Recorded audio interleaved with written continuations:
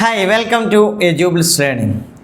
കുറച്ച് ദിവസങ്ങളായി നമ്മൾ നേരിട്ട് കണ്ടിട്ടില്ലെങ്കിലും നമ്മുടെ സൈക്കോളജി ക്ലാസ്സുകൾ നിങ്ങൾ കേൾക്കാറുണ്ട്.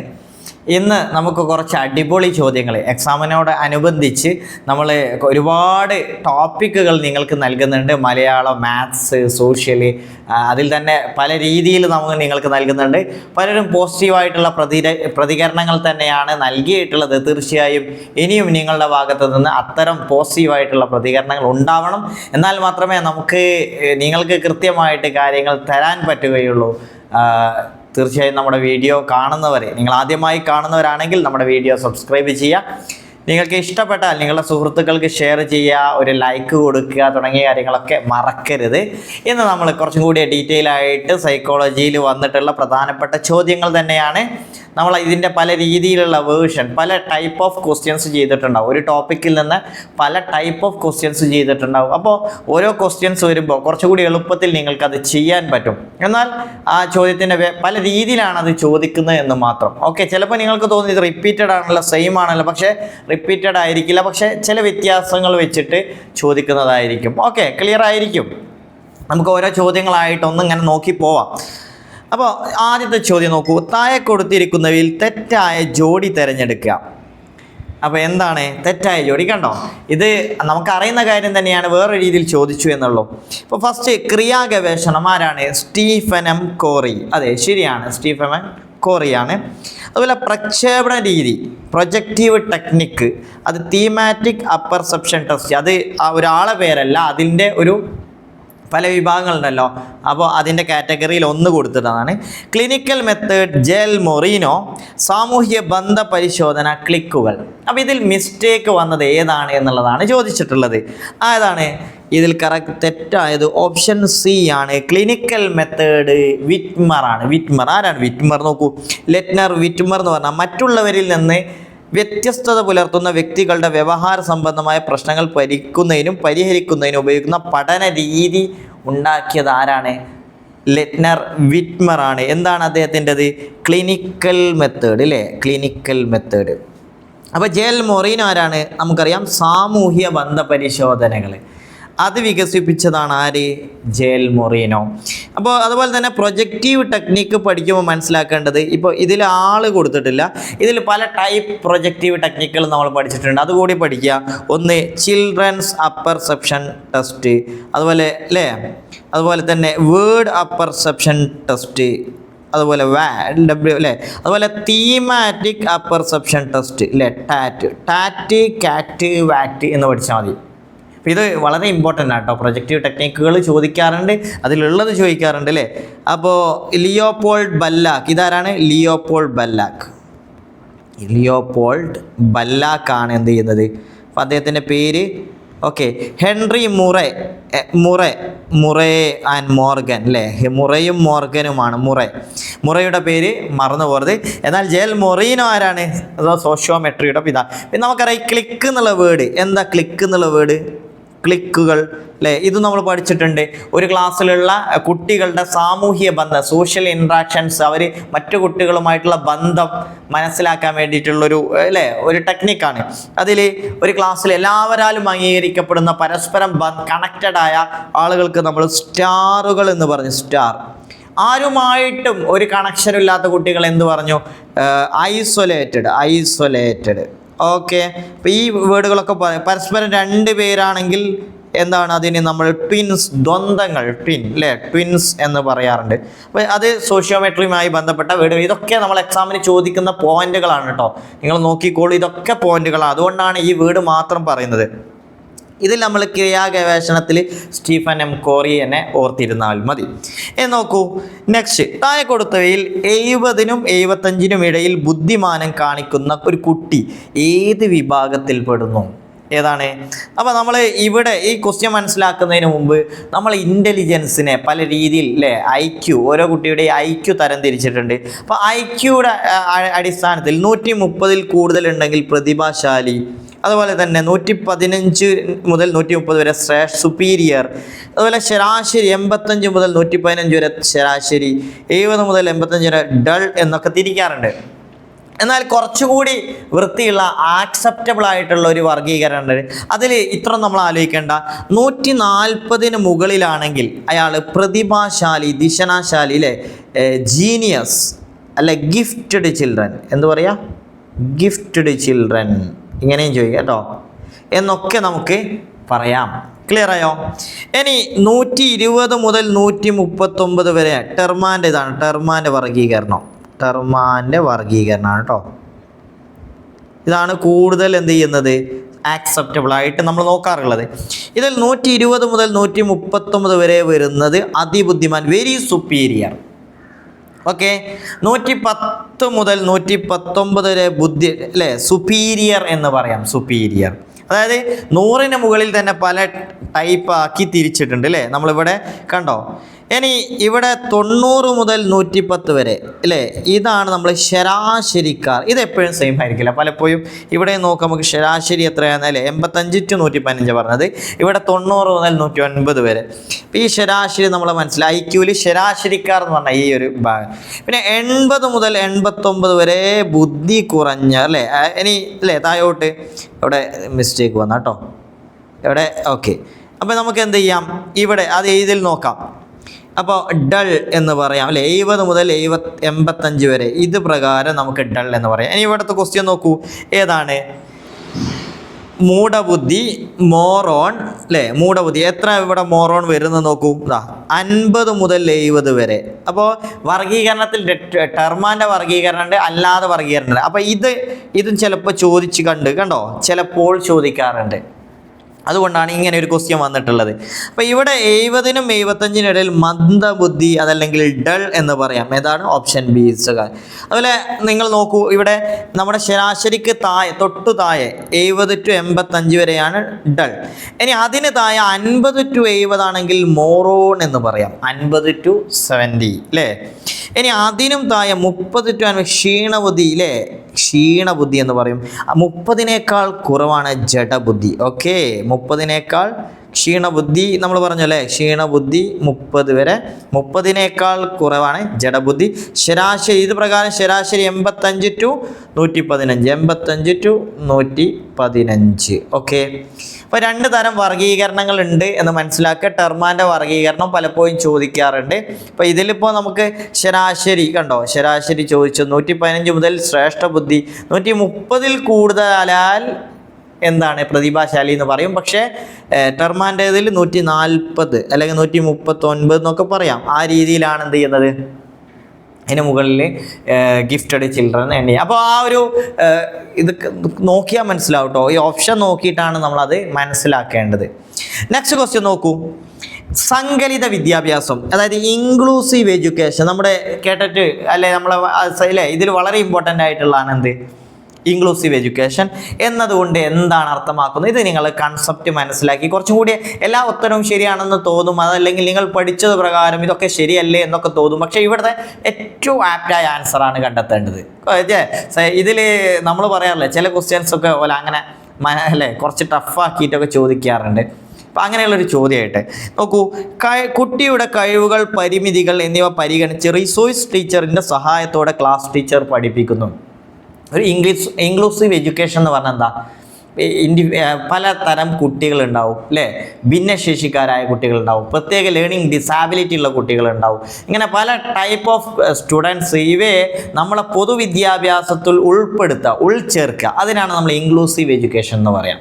അപ്പോൾ ഇതിൻ്റെ ഒരു പ്രത്യേകത എന്ന് പറഞ്ഞാൽ നിങ്ങൾ നോക്കൂ, ഇതാണ് നമ്മളെ ഇൻക്ലൂസീവ് എഡ്യൂക്കേഷനുമായി പറയാന്ന് വെച്ചാൽ, അടിസ്ഥാന വിദ്യാഭ്യാസത്തിന് പ്രായമായ ഏതൊരു കുട്ടിയും പഠിക്കേണ്ടത് പൊതുവിദ്യാലയത്തിലാണ്, അല്ലേ. അപ്പോൾ പൊതുവിദ്യാലയത്തിൽ പഠിക്കണം, എന്നാൽ പരിമിതികളോടെ തോതനുസരിച്ച് ഇത് വ്യത്യാസപ്പെടാം. ഉദാഹരണമായി മാനസിക വെല്ലുവിളി നേടുന്ന കുട്ടികൾ അവയുടെ തീവ്രത അനുസരിച്ച് 3 ആക്കി തിരിച്ചിട്ടുണ്ട്, അല്ലേ. മൈൽഡ്, മോഡറേറ്റ്, സിവിയർ, പ്രൊഫൗണ്ട് എന്നിങ്ങനെ തരം തിരിച്ചിരിക്കുന്നു, അല്ലേ. ഇതിൽ ആദ്യത്തെ 2 വിഭാഗം മൈൽഡ്, മോഡറേറ്റ്, അവരെ നമ്മൾ ഇൻക്ലൂസീവ് എഡ്യൂക്കേഷനത്തിലൂടെ പൊതുവിദ്യാലയങ്ങളിലാണ് പഠിപ്പിക്കേണ്ടത്. എന്ന് പറഞ്ഞാൽ ഇങ്ങനെയുള്ള പ്രയാസങ്ങളുള്ള കുട്ടികളെ നമ്മൾ പൊതുവിദ്യാലയത്തിൽ പഠിപ്പിക്കുന്നു. അപ്പോൾ പഠിപ്പിക്കുമ്പം ആ കുട്ടികളെ, അതിനാണ് നമ്മൾ ഇൻക്ലൂസീവ് എഡ്യൂക്കേഷൻ എന്ന് പറയാം. ഓക്കെ, ഒടുവിൽ പറഞ്ഞവർക്ക് നമ്മൾ സ്പെഷ്യൽ സ്കൂളുകൾ കൊടുക്കുന്നു. ക്ലിയർ ആയോ? ഇപ്പോൾ ഇൻക്ലൂസീവ് എഡ്യൂക്കേഷൻ എന്ന പൊതുവിദ്യാലയത്തിൽ നമ്മൾ ഇങ്ങനെയുള്ള ഭിന്നശേഷിക്കാരായതും അതുപോലെ തന്നെ മാനസിക വെല്ലുവിളിയുള്ള കുട്ടികളെയൊക്കെ, ബുദ്ധിപരമായ വെല്ലുവിളിയുള്ള കുട്ടികൾ, ലേണിംഗ് ഡിസേബിൾ ആയ കുട്ടികളെ, ഇവരൊക്കെ നമ്മൾ എന്ത് ചെയ്യുന്നു, അവിടെ കൊണ്ടുവരുന്നതിനാണ് പറയുന്നത്. ക്ലിയർ അല്ലേ? മറ്റു വിഭാഗക്കാരെ അവിടെ പൊതുവിദ്യാലയങ്ങൾ പഠിക്കാൻ പറ്റാത്ത സ്ഥിതിയിലുള്ള കുട്ടികളാണെങ്കിൽ, അതാണ് നമ്മൾ പറയുന്നത് സിവിയർ ആൻഡ് പ്രൊഫൗണ്ട്, അത്തരം കുട്ടികളെ നമ്മൾ സ്പെഷ്യൽ സ്കൂളിൽ അവിടെ ചേർക്കുന്ന ഉചിതം. എന്നാൽ ഇവർക്ക് ദൈനംദിന ലൈഫ് സ്കിൽ ആർജിക്കാൻ പ്രത്യേക പരിശീലനം നൽകേണ്ടി വരും. അതിനാലാണ് സ്പെഷ്യൽ സ്കൂളിൽ കൊടുക്കുന്നത്. എന്നാൽ ഉൾച്ചേർന്ന വിദ്യാഭ്യാസത്തിന് ഉതകുന്ന തരത്തിൽ ശേഷികൾ ആർജിച്ച കുട്ടിയെ സ്പെഷ്യൽ സ്കൂളിൽ നിന്നും പൊതുവിദ്യാലയങ്ങളിലേക്ക് മാറ്റേണ്ടത്. അപ്പോൾ പൊതുവിദ്യാലയങ്ങളും സ്പെഷ്യൽ സ്കൂളിൽ പഠിപ്പിക്കുന്നു. അപ്പോൾ ഇങ്ങനെയുള്ള കുട്ടികളെ അല്ലേ, ഇങ്ങനെ മാനസിക വെല്ലുവിളി നേരിടുന്ന കുട്ടികളെ പൊതുവിദ്യാലയത്തിലേക്ക് കൊണ്ടുവരാനുള്ള ശ്രമമാണ് അല്ലേ ഉൾച്ചേർക്കൽ വിദ്യാഭ്യാസം, അതല്ലെങ്കിൽ സങ്കലിത വിദ്യാഭ്യാസം എന്ന് പറയുന്നത്. അപ്പോൾ ഒന്ന് ശരിയാണ്, കുട്ടികളെ പൊതുവിദ്യാഭ്യാസത്തിൽ കൊണ്ടുവരും, അവരൊരു റിസോഴ്സ് ടീച്ചർ വേണം, അത് ശരിയായ കാര്യമാണ്. രണ്ട്, പ്രത്യേക സ്കൂളിൽ വിദ്യാഭ്യാസം നൽകുന്നു, അത് അല്ലല്ലോ അല്ലേ, അവരെ സ്പെഷ്യൽ സ്കൂളിൻ്റെ പക്ഷേ അവരെ ഇൻക്ലൂസീവ് ആക്കണം എന്നാണ് പറയുന്നത്. 3 നോക്കൂ, അയൽപ്പക്ക സ്കൂളുകൾ യാതൊരു വേർതിരിവുമില്ലാതെ പഠിപ്പിക്കും. അതായത് നെയ്ബറിങ് സ്കൂൾ ആട്ടോ, നെയ്ബറിങ് സ്കൂൾ, അവിടെ നമ്മളെല്ലാ കുട്ടികളെയും യാതൊരു വേർതിരിവുമില്ലാതെ ഒരുപോലെ പഠിപ്പിക്കുന്നു. ശരിയാണ്, കറക്റ്റാണ്. ഇനി നോക്കൂ, റിസോഴ്സ് ടീച്ചറിൻ്റെ സഹായത്തോടെ പ്രത്യേക ക്ലാസ് മുറിയിൽ ഇരുത്തി പഠിപ്പിക്കുന്നു. സ്കൂളിൽ പ്രത്യേക ക്ലാസ് മുറിയിൽ ഇരുത്തി പഠിപ്പിക്കണം? ഇല്ല, അങ്ങനെയല്ല. ആദ്യം അങ്ങനെ മുറികളിലൊക്കെ ഉണ്ടായിരുന്നു, പക്ഷേ അവരെയും മറ്റുള്ളവരുടെ കുട്ടികൾക്കിടയിൽ അങ്ങനെയുള്ള സാഹചര്യത്തിൽ പഠിപ്പിക്കുക എന്നുള്ളതാണ് ഇൻക്ലൂസീവ് എഡ്യൂക്കേഷൻ. സോ ഓപ്ഷൻ 1ഉം 2ഉം കറക്റ്റാണ്. സോ ഏതാണ്? Option C is the correct answer. Clear അല്ലേ? നെക്സ്റ്റ് നമുക്ക് ഇതിൻ്റെ ഡീറ്റെയിൽസ് പറഞ്ഞു കേട്ടോ, ഇതൊക്കെ ഇമ്പോർട്ടൻ്റ് ആയ കാര്യങ്ങളാണ്. നെക്സ്റ്റ്, നിശ്ചിത വിവരങ്ങൾ ഉപയോഗിച്ച് കൃത്യമായ ക്രിയാമാർഗത്തിലൂടെ ഈ ഉത്തരം കണ്ടെത്തുന്ന രീതികളാണ് അല്ലേ. അപ്പോൾ നമ്മുടെ പ്രോബ്ലം സോൾവിങ്ങുമായി ബന്ധപ്പെട്ട പല മെത്തേഡുകൾ അല്ലേ അതിൽ നിന്ന് പറഞ്ഞിട്ടുണ്ടായിരുന്നു. അതിൽപ്പെട്ട ഒരു കാര്യങ്ങളാണ് നമ്മൾ അല്ലേ ഹ്യൂരിസ്റ്റിക്.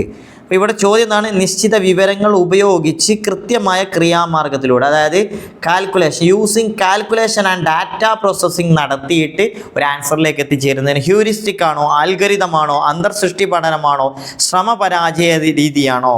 ജസ്റ്റ് നോക്കണേ.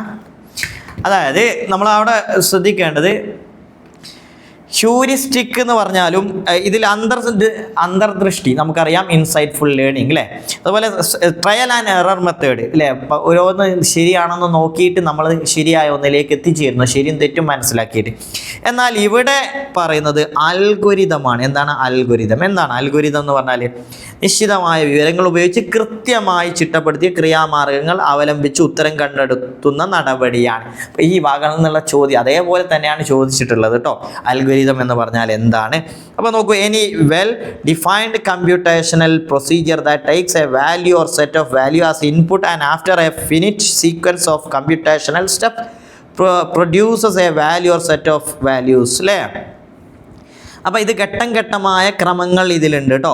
അങ്ങനെ ശരിയായൊരു ഉത്തരത്തിലേക്ക് എത്തിച്ചേരുകയാണ്. ശരിയോ തെറ്റോ, ഒന്ന് ശരിയായിരിക്കും അല്ല തെറ്റാണെങ്കിൽ വീണ്ടും ശരിയിലേക്ക് പോകുന്നത് ട്രയൽ ആൻഡ് എറർ മെത്തേഡാണ്. ഓക്കെ, കമ്പ്യൂട്ടർ പ്രോഗ്രാമുകൾ അൽഗോരിതത്തിന് നല്ല ഉദാഹരണങ്ങളാണ്. അതുപോലെ തന്നെ ഇവിടെ ഹ്യൂറിസ്റ്റിക് പറഞ്ഞു. ഹ്യൂറിസ്റ്റിക് അല്ലേ, അതെന്താണ്? ഹെൻറി എഡ്വേർഡ് ആംസ്ട്രോങ് ആണ് ഹ്യൂറിസ്റ്റിക് ആ ഒരു രീതി പറഞ്ഞിട്ടുള്ളത്. അദ്ദേഹത്തിന് നമുക്കറിയാം ഇത് കൊഗ്നിറ്റീവ് ഷോർട്ട് കട്ടുകളാണ്. കൊഗ്നിറ്റീവ് ഷോർട്ട് കട്ടുകൾ എന്ന് പറയാം, ഷോർട്ട് കട്ട്. ഓക്കെ, ഇതൊരു വേറൊരു രീതിയാണ്. ട്രയൽ ആൻഡ് എറർ മെത്തേഡ് അത് തോണ്ടേക്കിൻ്റെ സംഭാവനയാണ്. അന്തർദൃഷ്ടിയുടേതാണ് കൊഹ്ലർ അല്ലെ, സുൽത്താൻ എന്ന ചിമ്പാൻസിയിൽ പരീക്ഷണം നടത്തിയൊക്കെ നമ്മൾ പഠിച്ചിട്ടുണ്ടാവും. കൊഹ്ലറുടേതാണ് ഇൻസൈറ്റ്ഫുൾ ലേണിംഗ് എന്ന് പറഞ്ഞാൽ. നെക്സ്റ്റ്, ഡാനിയൽ ഗോൾമാൻ മുന്നോട്ട് വെച്ച വൈകാരിക ബുദ്ധി ഇമോഷണൽ ഇൻ്റലിജൻസിൻ്റെ അടിസ്ഥാന ഘടകങ്ങളിൽ പെടാത്തത്. അപ്പോൾ ഇമോഷണൽ ഇൻ്റലിജൻസ് എന്ന പുസ്തകം ഗോൾമാൻ എഴുതുന്നതോടുകൂടിയാണ് എന്ത് ചെയ്തത്, ഇമോഷണൽ ഇൻ്റലിജൻസ് എന്നുള്ള കൺസെപ്റ്റ് വന്നിട്ടത്. അതിന് മുമ്പ് ഈ ഇൻ്റർപേഴ്സണൽ ഇൻ്റലിജൻസ് ഈ ഇൻ്റലിജൻസ് ആയിരുന്നു ജീവിത വിജയത്തിന് അടിസ്ഥാനം എന്നുള്ളൊരു കൺസെപ്റ്റ് ഉണ്ടായിരുന്നു. മൾട്ടിപ്പിൾ ഇൻ്റലിജൻസ് തിയറി അവതരിപ്പിച്ച സമയത്ത് ഹവാർഡ് ഗാർഡനർ എപ്പോഴും ചോദിക്കാറുള്ളല്ലേ, ആ സമയത്ത് ഇൻ്റർപേഴ്സണൽ ഇൻ്റലിജൻസ് ഒക്കെയാണ് ഒരാളുടെ വിജയത്തിന് പ്രധാനപ്പെട്ട ഘടകം എന്ന് പറഞ്ഞിരുന്നു. പക്ഷേ എന്നാൽ അതിനപ്പുറം ഇമോഷണൽ ഇൻ്റലിജൻസ് എന്നുള്ള കൺസെപ്റ്റ് വന്നു. ഇമോഷണൽ ഇൻ്റലിജൻസ് ആണ് ജീവിത വിജയത്തിന് അടിസ്ഥാനം എന്നൊക്കെ പറഞ്ഞിരുന്നു. അപ്പോൾ അദ്ദേഹത്തിൻ്റെ ഈ ഇമോഷണൽ ഇൻ്റലിജൻസ് അടിസ്ഥാന ഘടകങ്ങളിൽ പെടാത്തത് ഇപ്പോൾ ഒരു ഇമ്പോർട്ടൻ്റ് ആണ്. Self awareness, empathy, self esteem, self motivation. ഏതാണ് ഇതിൽ പെടാത്തത്? ഏതാണ്? സെൽഫ് എസ്റ്റീമാണ് പെടാത്തത്. ഇത് നമ്മൾ പറഞ്ഞിട്ടുണ്ടായിരുന്നു അല്ലേ, നേരത്തെ പറഞ്ഞിട്ടുണ്ടായിരുന്നു. അപ്പോൾ നമുക്ക് മനസ്സിലാക്കേണ്ടത് ഇമോഷണൽ ഇൻ്റലിജൻസിൻ്റെ അടിസ്ഥാന ഘടകങ്ങളിൽപ്പെട്ടതാണ്. ഒന്ന് self awareness, 2 self regulation, 3 motivation, 4 empathy, social skill, സാമൂഹിക നൈപുണികൾ. ഇത് ഇമ്പോർട്ടൻ്റ് ആണ് കേട്ടോ. അപ്പോൾ ഇതങ്ങ് പഠിച്ചു വെച്ചാൽ മതി. ഏതൊക്കെയാണ്? Self awareness, self regulation, motivation, empathy and social skill. ഇനി നെക്സ്റ്റ് ഒരു ക്വസ്റ്റ്യൻ നോക്കൂ. രക്ഷിതാക്കൾ ശ്രദ്ധിക്കുന്നതിന് വേണ്ടി നീതു ചെറിയ കുട്ടിയെ പോലെ പെരുമാറുന്നു. ഈ പ്രവൃത്തി താഴെ കൊടുത്ത് ഏത് സമായോജന ക്രിയാതന്ത്രം അല്ലേ, ഈഗോ ഡിഫൻസ് മെക്കാനിസത്തിന് ഉദാഹരണമാണ്. ഡിഫൻസ് മെക്കാനിസം പ്രധാനപ്പെട്ട ഒരു ചോദ്യം കേട്ടോ. ഇതിൻ്റെ ഓരോന്നും പഠിച്ചു വെച്ചാൽ മതി. നമ്മൾ പല ക്വസ്റ്റ്യൻസിലും അങ്ങനെ വന്നിട്ടുണ്ടായിരുന്നു. ഇതിൽ നോക്കൂ, ഐഡൻറ്റിഫിക്കേഷൻ ഏതാണ്? താദാത്മീകരണം, പ്രക്ഷേപണം പ്രൊജക്ഷൻ, കോമ്പൻസേഷൻ, പശ്ചാത്ഗമനം. അപ്പോൾ എന്താണ് ഒരു ചെറിയ കുട്ടിയെ പോലെ പെരുമാറുന്നതിന് പറയുന്നതിന് റിഗ്രഷൻ എന്നാണ്. എന്താ പറയുക? റിഗ്രഷൻ എന്ന് പറയുന്നു, രക്ഷിതാക്കളുടെ ശ്രദ്ധ കിട്ടാൻ വേണ്ടി. അപ്പോൾ ഈ ഡിഫൻസ് മെക്കാനിസം പലതരം അല്ലേ, പേഴ്സണാലിറ്റിയുമായി ഒരു ബന്ധപ്പെട്ട ഒരു കാര്യമാണ്. അപ്പോൾ സാമൂഹ്യമായി അംഗീകരിക്കപ്പെടുന്ന ഒരു രീതിയിലേക്ക് കുട്ടികളെ പെരുമാറ്റം മാറ്റുന്നതാണ് ഇതിൽ സംഭവിക്കുന്നത്. അപ്പോൾ ഇതിൽ നോക്കൂ, ഐഡൻറ്റിഫിക്കേഷൻ, പ്രൊജക്ഷൻ, ഇങ്ങനെ കുറേ ഡിഫൻസ് മെക്കാനിസം ഉണ്ട്. അതൊന്ന് ജസ്റ്റ് നോക്കാം.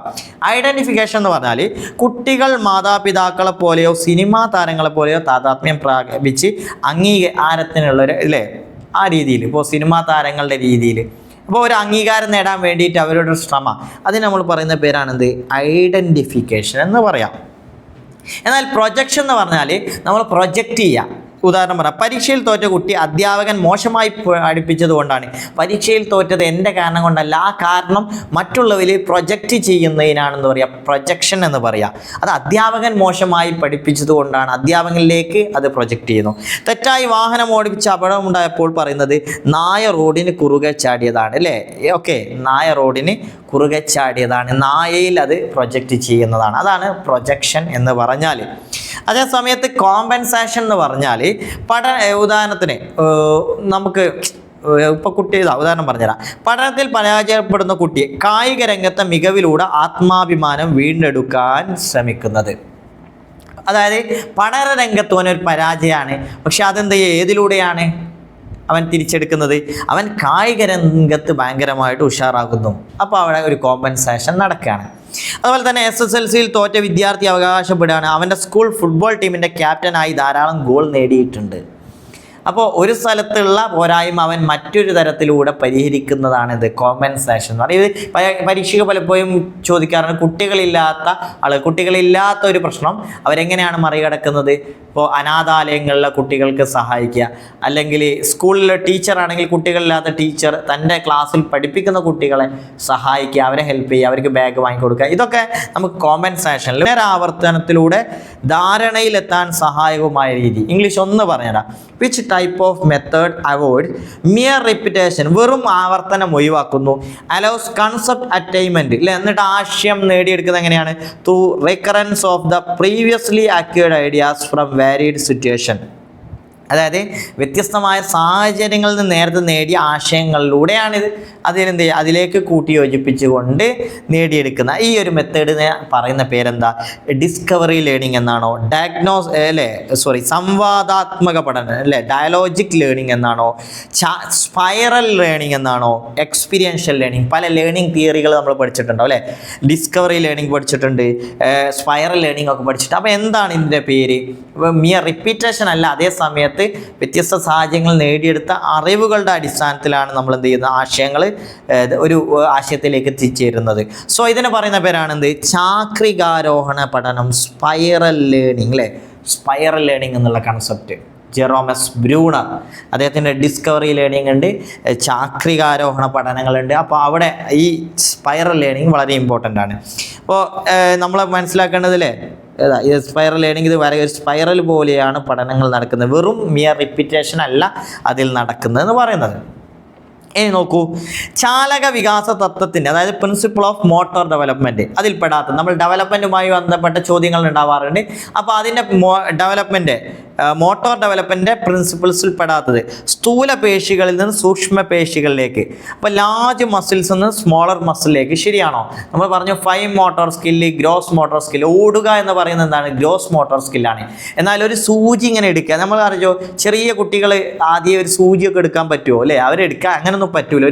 ഒരു ചെറിയ മുത്തുമണി എടുക്കാൻ തന്നെ അവർ ഭയങ്കര പ്രയാസമായിരിക്കും. അതേസമയത്ത് വലിയ വസ്തുക്കളൊക്കെ അവർ എടുക്കുന്നത് തന്നെ ശരീരത്തിൻ്റെ മുഴുവൻ ഭാഗത്തും അല്ലേ ഏതാണ് ആ ഒരു പേശി കൊണ്ടാണ്, സ്ഥൂല പേശി എന്ന് പറയാം. അപ്പോൾ അങ്ങനെ എടുക്കാൻ പറ്റും. അതേസമയത്ത് ചെറിയ വിരൽ കൊണ്ട് അല്ല എടുക്കാൻ പ്രയാസമായിരിക്കും. പിന്നീട് ആ വിരൽ കൊണ്ട് എടുക്കാനുള്ള കഴിവ് വർദ്ധിച്ചു വരുന്നത്. അതിനാണ് നമ്മൾ പറയുന്നത് സൂക്ഷ്മ പേശികളിലേക്ക് അവരുടെ വികാസം പോകുന്നത്. അത് ശരിയല്ലേ? ശരിയാണ്. ശിരോഭാഗത്ത് നിന്ന് പാദഭാഗങ്ങളിലേക്ക് അല്ലേ, അതിനൊരു പേരുണ്ടല്ലോ, സെഫാലോ കൗഡൽ അല്ലേ, ശിരോഭാഗം, അതെ സെഫാലോ കൗഡൽ. ശരിയാണ്. ഏകപാർശ്വത്തിൽ നിന്ന് ദ്വിപാർശ്വത, യൂണിലാറ്ററൽ ടു ബൈലാറ്ററൽ. യൂണിലാറ്ററിൽ നിന്ന് ഏകപാർശ്വത്തിൽ നിന്ന് ദ്വിപാർശ്വത്തിലേക്ക്, സ്ഥൂല ചലനങ്ങളിൽ നിന്ന് സൂക്ഷ്മ ചലനങ്ങളിലേക്ക്, മാസ് ടു സ്പെസിഫിക്, അതായത് മാസായ ചലനങ്ങളിൽ നിന്ന് സ്പെസിഫിക് ആയ ചലനങ്ങളിലേക്ക്. അപ്പം നിങ്ങൾ ആലോചിച്ച് നോക്ക്, ആദ്യം പറഞ്ഞു അവസാനം പറഞ്ഞു സെയിം ആണ്.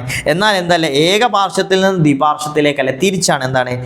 ബൈലാറ്ററലിൽ നിന്ന് യൂണിലാറ്ററിലേക്കാണ് പോകുന്നത്. So option C is the correct answer. അതാണ് ഇവിടെ ശരിയല്ലാത്തത്. ഓക്കെ, പെടാത്തത്. നെക്സ്റ്റ് ഒരു ക്വസ്റ്റ്യൻ, താഴെ കൊടുത്തതിൽ നിന്ന് സ്വയം കേന്ദ്രീകൃത ചിന്ത അതായത് ഈഗോസെൻട്രിക് തോട്ട് എന്ന ആശയവുമായി ബന്ധപ്പെട്ട പ്രസ്താവന ഏതാണടാ? നമ്മൾ ഈഗോസെൻട്രിക് തോട്ട് എന്ന് പറയുന്നത് എപ്പോഴാണ്? നമ്മൾ പിയാഷയുടെ കൺസെപ്റ്റ് ഒക്കെ പഠിച്ചിട്ടുണ്ട്. അതിൽ സെൻസറി മോട്ടോർ സ്റ്റേജ്, അതുപോലെ തന്നെ pre operation stage, concrete operational stage, ഇങ്ങനെയൊക്കെ പഠിച്ചിട്ടില്ലേ? അവിടെ ഈഗോസെൻട്രിക് തോട്ട് വരുന്നത് കണ്ടോ? അതിനെക്കുറിച്ച് പറയുന്നുണ്ടല്ലോ. അത് എന്താണ് ഈഗോസെൻട്രിക് തോട്ട്? കുട്ടി തൻ്റെ കാഴ്ചപ്പാടിലൂടെ ലോകത്തെ കാണുന്നു, കുട്ടി ലോകത്തെ കാണുന്നു, മറ്റുള്ളവർ കാണുന്നത് പോലെ കുട്ടി ലോകത്തെ കാണുന്നു, മുതിർന്നവർ പറയുന്നതിനനുസരിച്ച് കുട്ടി ലോകത്തെ കാണുന്നു. എന്താണ് ഈഗോസെൻട്രിക് എന്ന് പറഞ്ഞാൽ? അഹം കേന്ദ്രീകൃത ചിന്ത, അഹം കേന്ദ്രീകൃതം. അവിടെ നമ്മൾ പറഞ്ഞു അല്ലേ, എന്നെ പോലെയാണ് മറ്റുള്ളവരും കാണുന്നത്, കുട്ടിയുടെ കാഴ്ചപ്പാടിലൂടെയാണ് കുട്ടി ലോകത്തെ കാണുന്നത്. സോ ആൻസർ ഏതാണ്? കുട്ടി തൻ്റെ കാഴ്ചപ്പാടിലൂടെ ലോകത്തെ കാണുന്നു. നെക്സ്റ്റ്, ഈ ഡിസ്കവറി ലേണിംഗ് നേരത്തെ പറഞ്ഞോ. ഇനി നോക്കൂ, ഡിസ്കവറി ലേണിംഗ് നമ്മൾ നേരത്തെ പറഞ്ഞില്ലേ, അതിൻ്റെ ഒരു ഭാഗം കേട്ടോ. അതായത് ബ്രൂണർ പ്രോസസ് ഓഫ് എഡ്യൂക്കേഷൻ എന്ന ഗ്രന്ഥത്തിലാണ് അത് പറഞ്ഞിട്ടുള്ളതെന്ന് കൊടുത്താൽ. ഇനി നമ്മൾ കഴിഞ്ഞ ദിവസം പറഞ്ഞിരുന്നു ഈ ഒരു കാര്യത്തിൽ ഇല്ല, ഒരു കൺഫ്യൂഷൻ വന്നിരുന്നു. 10 വയസ്സുകാരനായ സഞ്ജുവിന് ക്രിക്കറ്റ് ഒരു ഹരമാണ്. അവൻ നല്ല ബാറ്ററും സ്പിൻ ബോളറുമാണ്. ക്രിക്കറ്റിൻ്റെ ബാലപാഠങ്ങൾ അവൻ സ്വയം പഠിക്കുകയും മുതിർന്ന കളിക്കാരുമായി കളിക്കാൻ ആരംഭിക്കുകയും ചെയ്തു. ഇന്ന് അവൻ കേരള സ്റ്റേറ്റ് ക്രിക്കറ്റ് ടീം കളിക്കാനാണ്. ഇത് അവൻ്റെ സ്കൂളിന് അഭിമാനിക്കാവുന്ന കാര്യമാണ്. സ്കൂളിലെ ഏതു രേഖയിലാണ് സഞ്ജുവിൻ്റെ പേര് വരുന്നത്? അപ്പോൾ cumulative record, anecdotal record, portfolio, log book, ഇങ്ങനെയൊരു ഇത് വന്നിട്ടുണ്ടായിരുന്നു. അപ്പോൾ നമ്മൾ ഇതൊന്ന് ഡീറ്റെയിൽ ആയിട്ട് പറയുകയാണ്. എന്താണ് ക്യുമുലേറ്റീവ്, എന്താണ് അനക്ഡോട്ടൽ? അപ്പോൾ മനസ്സിലാക്കേണ്ടത്, ക്യുമുലേറ്റീവ് എന്ന് പറഞ്ഞാൽ ഒരു കുട്ടിയെ വ്യക്തമായി അറിയാനും പഠിക്കാനും ആരംഭം മുതൽ തുടർച്ചയായ സൂക്ഷ്മ വിവരങ്ങൾ അനിവാര്യമാണ്. ഒരു കുട്ടിയുടെ ആരംഭം, സ്കൂളിൽ ഒരു കുട്ടി പഠിക്കുകയാണെങ്കിൽ ആദ്യം മുതൽ അവസാനം വരെയുള്ള ഓരോ കാര്യങ്ങൾ സൂക്ഷ്മമായ വിവരണങ്ങൾ തന്നെയാണ് കേട്ടോ, സൂക്ഷ്മമായ വിവരണങ്ങൾ തന്നെയാണ്. ഇത്തരം വിവരങ്ങൾ ശേഖരിച്ച് രേഖപ്പെടുത്തിയ സമഗ്രമായ ചിത്രം പ്രദാനം ചെയ്യുന്ന റെക്കോർഡാണ് എന്താ ക്യുമുലേറ്റീവ് എന്ന് പറഞ്ഞാൽ. ആദ്യം മുതൽ അവൻ്റെ റെക്കോർഡുകളുണ്ട്, അവസാനം അവൻ വലിയ നേട്ടത്തിലേക്ക് എത്തിച്ചേരുമ്പോൾ ഒക്കെ ഉണ്ട്.